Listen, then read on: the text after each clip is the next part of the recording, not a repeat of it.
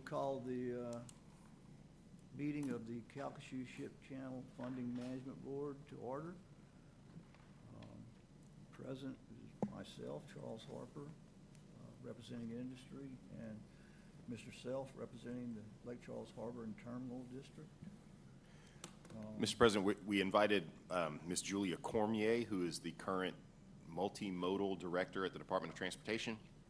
She indicated that she may be able to join via Zoom. She was going to try to be here in person, but some items came up at the legislature she had to attend to.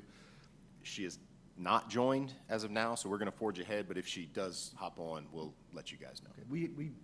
The two of us constitutes a quorum. That's right. Okay. The first item of business for today's meeting is to approve the May 7th, 2024 minutes. I make a motion to approve the May 7th, 2024 minutes. Second, all in favor? Aye. Aye.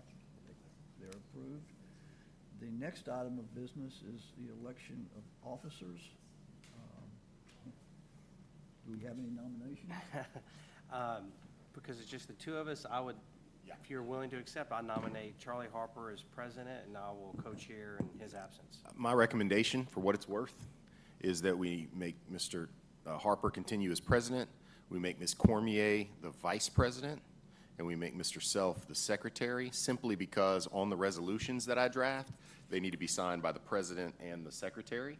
And since you two are the most likely to be in attendance because you're local, that makes the most sense to me, but that's I make the, I make the motion to approve the slate Mr. Ringo just mentioned. Second, all in favor? Aye. Okay. The next item is the financial report, and Michelle is. I think Cameron Landry's going to do that. I'm sorry, for us. Cameron. Sorry about that. Yes, sir. The fund currently sits at about 15.7 million. We're working on getting the estimates for current year and actuals for last year, so we can send out the invoices to industry for this current year. Any questions? Good. Yeah, I don't have any questions. No questions. Thank you. Thank you, Cameron. That's all.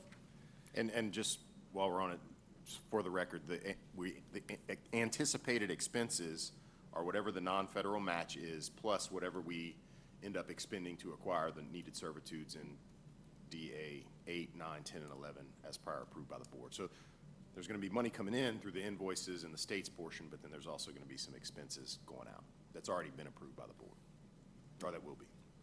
Which would impact the 15 point whatever million Cameron just mentioned. That's right. Okay. And John, where are we in the process of the industry's per ship fee? So as far as the invoices go, so we've sent out the request for the ship counts. The way it works is we have to get the actual counts for the prior year plus the anticipated amount of ships for the current year. And we take that and based on the calculation in the statute, come up with an invoice for each entity. We are waiting on, I think, maybe just one more entity to send in their ship counts. Once that happens, Cameron can generate the invoice. So we anticipate in the next 2 weeks, Should be. we'll get the invoices out. Okay, great. Thank you. I think now the board will call on Channing Hayden to bring some issues before it. Mr. President, the advisory board met on item number 4. And their recommendation is to follow the suggestion here on the agenda, but that when we write the letter of intent to the Corps of Engineers, which the Corps is requesting, that we support the jetty extension as the primary project of the two that have been included in WRDA, Water Resources Development Act, being the jetty extension and the deepening of the ship channel. And that's the recommendation of the advisory board. Yes, sir. I make a motion that we approve the recommendation of the advisory board to separate the two projects out, in the letter that we addressed to the Corps. Second, in favor? Aye. And may I make a comment also on this, because I was listening to some of the conversation before, during the advisory board meeting, and I support this. These are studies, feasibility studies, but I want to raise this issue, and I probably won't be around when it comes to fruition. I hope I'll be around, but I probably won't be employed. Assuming the study on the deepening is approved, conducted, and it becomes an issue to whether we want to do that, I have a concern on the industry side, which is this: I am not monolithic, and I have a sense that there may be industry partners, stakeholders, who may not be supportive of deepening for a variety of reasons. I could be wrong. Most of the people I've talked to are supportive, but I know several years ago there was some discussion of this, and there were some stakeholders who said this would be so expensive to us to redo our docks, we might not like it. And so that when that comes to fruition, if and when it comes to fruition, there's going to have to be some type of mechanism to go to the industry stakeholders and get their buy-in on it, because I'm just a representative of one group. My company may say we don't want it, and that'll put me in a conflict of interest situation. But that's way down the road, but I think it's something we all need to keep in our mind. As I understand the process, these studies are going to be feasibility studies. And after the feasibility study, there should be another study that actually assesses the viability of doing the project. At which time, my understanding, and I probably won't be here either, but my understanding is that the Corps will go to all the channel users and say, look, if we deepen the channel, what are you gonna do? And at that point, the channel users will tell the Corps, well, yeah, we're gonna load our ships down to 45 feet. We expect you to maintain an additional 4 feet overdraft so we can get them out safely. Or, no, we're not gonna use that because it's gonna be too expensive to rebuild our wharves. And so that should be taken into Yeah, consideration. that would address the problem right there. And it's my understanding also too, Charlie, that when we request 45 feet, there is some negotiations in there too. Because like you said, Citgo may be opposed to actually spending all the money to go to 45 feet and accommodate that. But all the industry members need to recognize the simple fact that we have a 40-foot project. And with the marine assurance programs today, everybody wants additional underkill clearance. So even if we were to get 42 or 43 feet, it would be a win-win for the entire waterway. Because if you look at the future in the next 10 years, or less than that even, the Calcasieu River will be the only deep draft channel that's restricted to 40 feet unless we do something about it. Yeah, That makes us uncompetitive with the rest of the ports all along the Gulf Coast of the world. and I agree wholeheartedly with everything you said. I support both these projects, but that's Charles Harper, and I can't speak for the entire industry. But I think in terms of importance to Southwest Louisiana, they're both very important.